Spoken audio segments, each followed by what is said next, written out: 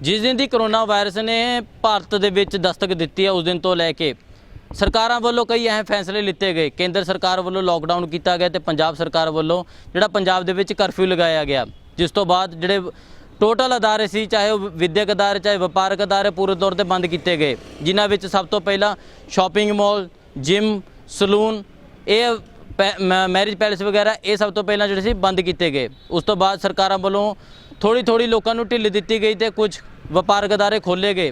पर अज गल करते हैं हेयर ड्रैसर सलून वालियां दी, जिन्होंने ये चिंता खा रही है कि जिहड़ा साडा व्यापार है वो किस तरह चलूगा, क्योंकि 2 महीने का लगभग समा हो चुके है पंजाब दे विच करफ्यू लगे नूं ते पंजाब सरकार वालों इन्हां दे व्यापार वाल कोई भी ध्यान नहीं दिता गया।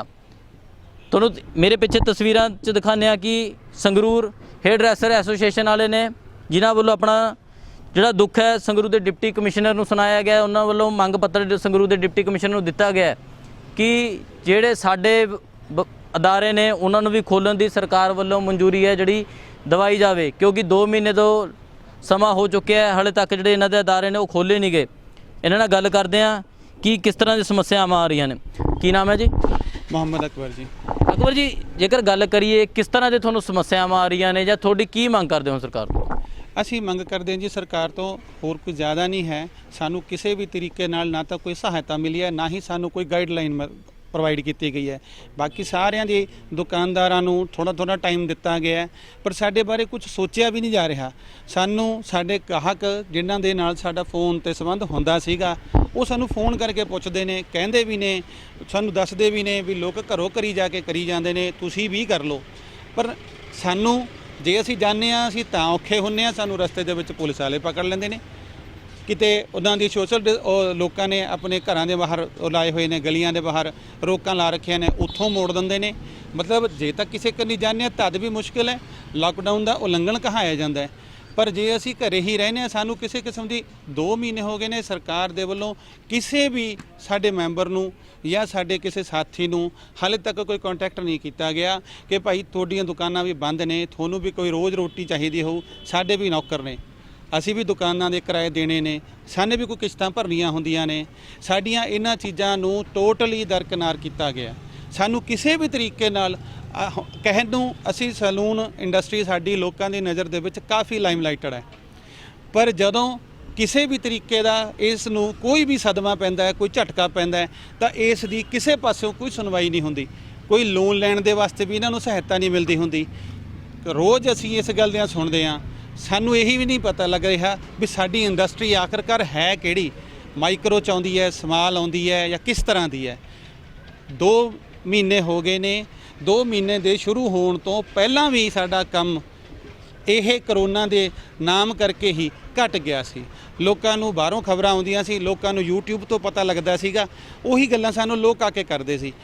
ਹੌਲੀ ਹੌਲੀ ਲੋਕਾਂ ਲਈ ਸ਼ਾਇਦ ਇਹ 2 ਮਹੀਨੇ ਹੀ ਹੋਏ ਨੇ, ਪਰ ਸਾਨੂੰ ਐਂ ਲੱਗਦਾ ਹੈ ਸਾਨੂੰ ਤਾਂ 2.5 ਮਹੀਨੇ ਹੋ ਗਏ ਨੇ। 15 ਦਿਨ ਪਹਿਲਾਂ ਤੋਂ ਹੀ ਸਾਡਾ ਤਾਂ ਕੰਮਕਾਰ ਘਟ ਗਿਆ ਸੀਗਾ। ਹੁਣ ਸਾਨੂੰ ਇਸ ਗੱਲ ਦੀ ਅਸੀਂ DC ਸਾਹਿਬ ਨੂੰ ਮਿਲਣ ਦੀ 2-3 ਵਾਰੀ ਕੋਸ਼ਿਸ਼ ਕੀਤੀ, ਸਾਨੂੰ ਦਫ਼ਤਰ ਦੇ ਵਿੱਚੋਂ ਕਿਸੇ ਨੇ ਕੋਈ ਜਵਾਬ ਹੀ ਨਹੀਂ ਦਿੱਤਾ, ਕੋਈ ਰਾਹ ਰਸਤੇ ਹੀ ਨਹੀਂ ਪਾਇਆ ਗਿਆ। ਅਸੀਂ ਜਾਂਦੇ ਸੀ ਤਾਂ ਸਾਨੂੰ ਕਹਿ ਦਿੰਦੇ ਸੀ ਵੀ ਉਧਰਲੇ ਦਫ਼ਤਰ ਜਾਓ, ਉੱਥੇ ਜਾਂਦੇ ਸੀ ਉਹ ਕਹਿੰਦੇ ਸੀ DC ਸਾਹਿਬ ਆਏ ਨਹੀਂ ਹੈ। ਈਵਨ ਕਿ ਉਹਨਾਂ ਨੇ ਸਾਡੇ ਤੋਂ ਐਪਲੀਕੇਸ਼ਨ ਵੀ ਫੜਨ ਤੋਂ ਨਾ ਕਰ ਦਿੱਤੀ। ਸਾਨੂੰ ਨਹੀਂ ਪਤਾ ਕਹਿੰਦੇ ਤੁਸੀਂ ਕੌਣ ਹੋ, ਤੁਹਾਨੂੰ ਕੀ ਹੋਇਆ ਕੀ ਨਹੀਂ ਹੋਇਆ। ਸਾਡੇ ਤੋਂ ਉਹਨਾਂ ਨੇ ਕਾਗਜ਼ ਵੀ ਨਹੀਂ ਪਕੜਿਆ। ਅਸੀਂ ਪਿਛਲੇ ਕਿੰਨੇ ਸਾਲਾਂ ਤੋਂ ਉਰੇ ਹੀ ਰਹਿੰਦੇ ਹਾਂ। ਜੇ ਸਾਡੇ ਸ਼ਹਿਰ ਦੇ ਵਿੱਚ ਇਹੋ ਜਿਹਾ ਕੋਈ ਕਰੋਨਾ ਦਾ ਸਿਸਟਮ ਹੋਇਆ ਸੀ ਤਾਂ ਸਰਕਾਰ ਤੋਂ ਪਤਾ ਲੱਗਣਾ ਚਾਹੀਦਾ। ਆਰੋਗਿਆ ਸੇਤੂ ਕਹਿੰਦੇ ਪਾਓ ਤੁਸੀਂ, ਅਸੀਂ ਉਹ ਪਾ ਲਿਆ, ਸਾਨੂੰ ਉਹਦੇ 'ਚੋਂ ਵੀ ਕੋਈ ਜਾਣਕਾਰੀ ਨਹੀਂ ਮਿਲਦੀ ਹੈ। ਸਾਨੂੰ ਕੁਝ ਤਾਂ ਰਸਤਾ ਦਿੱਤਾ ਜਾਵੇ ਕਿ ਅਸੀਂ ਕਿਸ ਪਾਸੇ ਨੂੰ ਜਾਈਏ। ਸਾਨੂੰ ਕੋਈ ਲਾਕਡਾਊਨ ਦੀ ਅਸੀਂ ਉਲੰਘਣਾ ਕਰਨਾ ਤਾਂ ਕਿਸੇ ਕਿਸਮ ਦੀ ਕੋਈ ਸਾਡੀ ਇੱਛਾ ਹੀ ਨਹੀਂ ਹੈ, ਪਰ ਸਾਨੂੰ ਕੋਈ ਗਾਈਡਲਾਈਨ ਤਾਂ ਦਿੱਤੀ ਜਾਣੀ ਚਾਹੀਦੀ ਹੈ ਕਿ ਤੁਸੀਂ ਇਸ ਤਰ੍ਹਾਂ ਕਰੋ, ਤੁਸੀਂ ਇਸ ਤਰ੍ਹਾਂ ਨਾ ਕਰੋ। ਸਾਰਿਆਂ ਨੂੰ ਸੋਸ਼ਲ ਡਿਸਟੈਂਸਿੰਗ ਕੀਤੀ ਜਾਣ ਨੂੰ ਕਿਹਾ ਜਾ ਰਿਹਾ ਹੈ। ਸਾਡੇ ਕੰਮ ਦੇ ਵਿੱਚ ਇਹ ਕਿਵੇਂ ਸੰਭਵ ਹੋ ਸਕਦੀ ਹੈ? ਜੇ ਸਾਨੂੰ ਅੱਜ ਤੁਸੀਂ ਦੱਸਣਾ ਸ਼ੁਰੂ ਕਰੋਗੇ ਤਾਂ ਸਾਨੂੰ ਤਾਂ ਵੀ ਮਹੀਨਾ ਲੱਗ ਜਾਣਾ। ਪਰ ਅਕਬਰ ਜੀ, ਮੇਨ ਸਮੱਸਿਆ ਸਰਕਾਰ ਨੂੰ ਇੱਥੇ ਹੀ ਆ ਰਹੀ ਹੈ ਨੇ, ਕਿਉਂਕਿ ਜਿਹੜਾ ਤੁਹਾਡਾ ਕੰਮ ਹੈ ਸਿੱਧਾ ਪਬਲਿਕ ਦੇ ਨਾਲ ਡੀਲਿੰਗ ਦਾ ਕੰਮ ਹੈ, ਬੜੀ ਨੇੜਤਾ ਵਾਲਾ ਕੰਮ ਹੈ। ਕਿਉਂਕਿ ਜਿਹੜਾ ਕਰੋਨਾ ਵਾਇਰਸ ਹੈ ਉਹ ਇਸੇ ਤਰ੍ਹਾਂ ਫੈਲਦਾ ਨਾ ਇੱਕ ਦੂਜੇ ਦੇ ਹੱਥ ਦੇ ਨਾਲ, ਫਿਰ ਕਿਸ ਤਰ੍ਹਾਂ ਸਰਕਾਰ ਤੁਹਾਨੂੰ ਛੁੱਟਾਂ ਦੇ ਦੇ? ਕਿਉਂਕਿ ਸਿੱਧਾ ਜਿਹੜਾ ਤੁਹਾਡਾ ਤਾਂ ਸੰਪਰਕ ਹੈ, ਸਿੱਧਾ ਰਾਬਤਾ ਤੁਹਾਡਾ ਕਸਟਮਰ ਦੇ ਨਾਲ ਹੁੰਦਾ, ਤੁਹਾਡੀ ਜਿਹੜੀ ਡਿਸਟੈਂਸ ਹੈ ਉਹ ਨਹੀਂ ਮੇਨਟੇਨ ਹੋ ਸਕਦਾ, ਤੇ ਫਿਰ ਉਸ ਨੂੰ ਕਿਸ ਤਰ੍ਹਾਂ ਮੈਨੇਜ ਕਰੋਗੇ ਤੁਸੀਂ? ਜਿਹੜੀ ਗੱਲ ਤੁਸੀਂ ਬਿਲਕੁਲ ਸਹੀ ਕਹੀ ਹੈ। ਅਸੀਂ ਤੁਹਾਡੇ ਡਾਕਟਰ ਸਿਸਟਮ ਦੇ ਵਿੱਚੋਂ ਇਸੇ ਗੱਲ ਹੈਲਥ ਡਿਪਾਰਟਮੈਂਟ ਤੋਂ ਅਸੀਂ ਇਹੀ ਮੰਗ ਕਰਦੇ ਹਾਂ ਕਿ ਸਾਨੂੰ ਇਸ ਦਾ ਰਸਤਾ ਦਿੱਤਾ ਜਾਵੇ।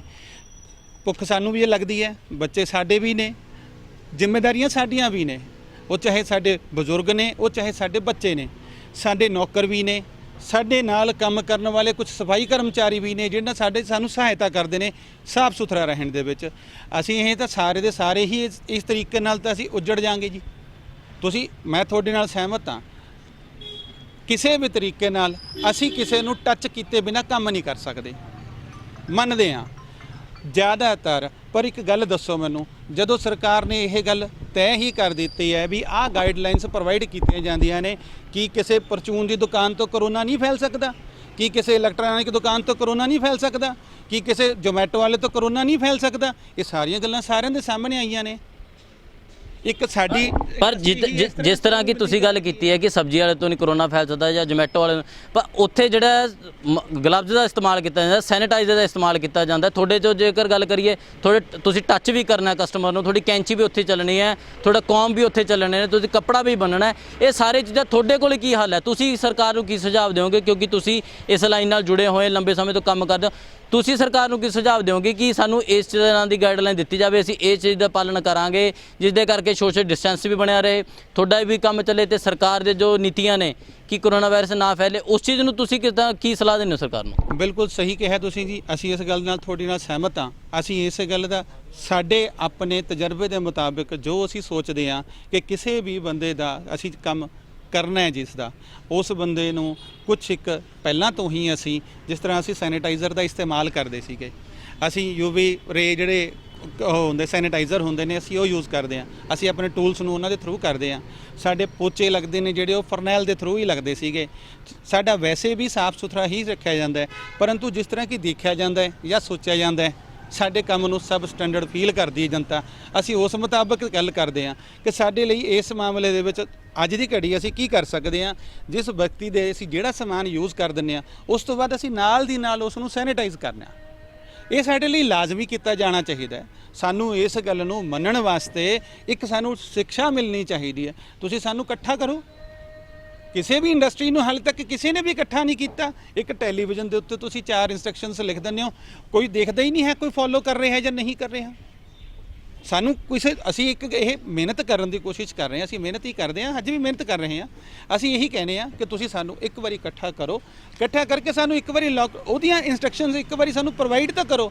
ਜੇ ਲਾਕਡਾਊਨ ਖੁੱਲ੍ਹ ਗਿਆ, ਸਾਨੂੰ ਤਾਂ ਲੋਕਾਂ ਨੇ ਇੱਕੋ ਲਖਤ ਭੱਜ ਕੇ ਹੀ ਪੈਣਾ ਹੈ, ਸਾਡੇ ਦਿਮਾਗ 'ਚ ਵੀ ਕਾਹਲੀ ਮੱਚ ਜਾਣੀ ਆ।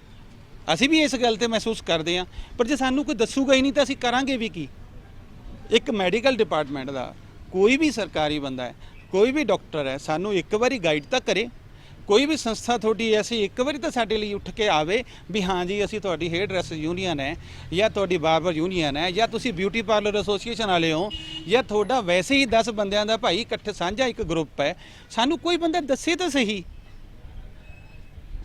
ਜਿਸ ਤਰ੍ਹਾਂ ਕਿ ਤੁਸੀਂ ਸਰਕਾਰ ਤੋਂ ਮੰਗ ਕਰ ਰਹੇ ਹੋ, ਜੇਕਰ ਸਰਕਾਰ ਤੁਹਾਡੀ ਮੰਗ ਨਹੀਂ ਮੰਨਦੀ ਜਾਂ ਤੁਹਾਡੇ ਵੱਲ ਨਹੀਂ ਧਿਆਨ ਦਿੱਤਾ, ਫਿਰ ਤੁਹਾਡਾ ਅਗਲਾ ਕਦਮ ਕੀ ਹੋਊਗਾ? ਸਾਡਾ ਕਦਮ ਇਹੀ ਤਾਂ ਫਿਰ ਉਹ ਇਕੱਠ ਕਰਕੇ ਹੀ ਫਿਰ ਅੱਗੇ ਡੀਸੀ ਸਾਹਿਬ ਫਿਰ ਮਨਜ਼ੂਰੀ ਕਹਾਂਗੇ ਵੀ ਸਾਨੂੰ ਦਿੱਤੀ ਜਾਵੇ ਜੀ। ਨਾ ਸਾਡੇ ਕੋਲ ਕੋਈ ਖੇਤੀ ਹੈ ਜੀ, ਨਾ ਅਸੀਂ ਹੋਰ ਕੋਈ ਕੰਮ ਕਰ ਸਕਦੇ ਹਾਂ ਜੀ। ਸਾਡੀਆਂ ਸਾਰੀਆਂ ਜੁੱਤੀਆਂ ਵੀ ਟੁੱਟੀਆਂ ਜੀ ਘਰ ਡੀਸੀ ਦਫ਼ਤਰ ਜਾ ਕੇ ਜੀ। ਸਾਡੇ ਬੱਚੇ ਪੜ੍ਹਦੇ ਨੇ ਜੀ, ਸਾਡੇ ਕੋਈ ਫੀਸ ਨਹੀਂ ਭਰਦਾ ਜੀ, ਕੁਛ ਨਹੀਂ ਭਰਦਾ, ਤੇ ਅਸੀਂ ਕਿੱਥੇ ਜਾਵਾਂਗੇ ਜੀ ਦੱਸੋ ਜੀ। ਸਾਡੇ ਤਾਂ ਇਹੀ ਮੰਗਾਂ ਨੇ ਜੀ ਬਸ, ਅਸੀਂ ਆਪਦੇ ਬੱਚਿਆਂ ਨੂੰ ਪੜ੍ਹਾਉਣਾ ਜੀ, ਆਪਦਾ ਵੀ ਕੰਮ ਕਰਾਂਗੇ ਤਾਂ ਹੀ ਸਾਡਾ ਕੋਈ ਹੱਲ ਹੋਊਗਾ ਜੀ ਅੱਗੇ। ਜਿਵੇਂ ਡੀਸੀ ਸਾਹਿਬ ਕਹਿਣਗੇ ਉਸ ਹਿਸਾਬ ਨਾਲ ਹੀ ਕੰਮ ਕਰਾਂਗੇ ਦੁਕਾਨ ਦੇ। ਜੇ 2 ਕੁਰਸੀਆਂ ਨੇ ਤਾਂ ਇੱਕ ਬੰਦਾ ਕੰਮ ਕਰੂਗਾ, ਇੱਕ ਸਾਡਾ ਬੰਦਾ ਬਾਹਰ ਖੜੂਗਾ ਜੀ। ਜੇ 3 ਕੁਰਸੀਆਂ ਨੇ ਫਿਰ 2 ਬੰਦੇ ਕੰਮ ਕਰਨਗੇ ਜੀ, ਇੱਕ ਬੰਦਾ ਬਾਹਰ ਖੜੂਗਾ, ਇੱਕ ਬੰਦਾ ਕਰਕੇ ਅਸੀਂ ਅੰਦਰ ਵੜਾਂਗੇ ਜੀ ਬਸ। ਬਾਕੀ ਜਿਵੇਂ ਡੀ ਸਾਹਿਬ ਆਰਡਰ ਦੇਣਗੇ।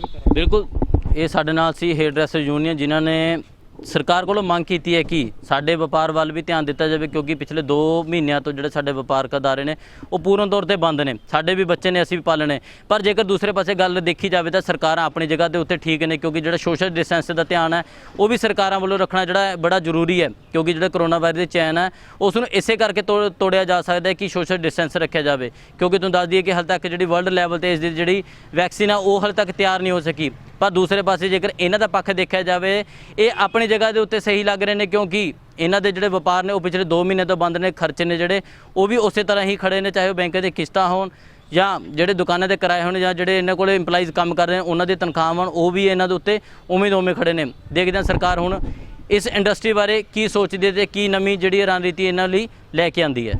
ਕੈਮਰਾਮੈਨ ਪ੍ਰਿੰਸ ਦੇ ਨਾਲ ਰਜੇਸ਼ ਕੋਹਲੀ, ਜਗਬਾਣੀ ਟੀਵੀ, ਸੰਗਰੂਰ।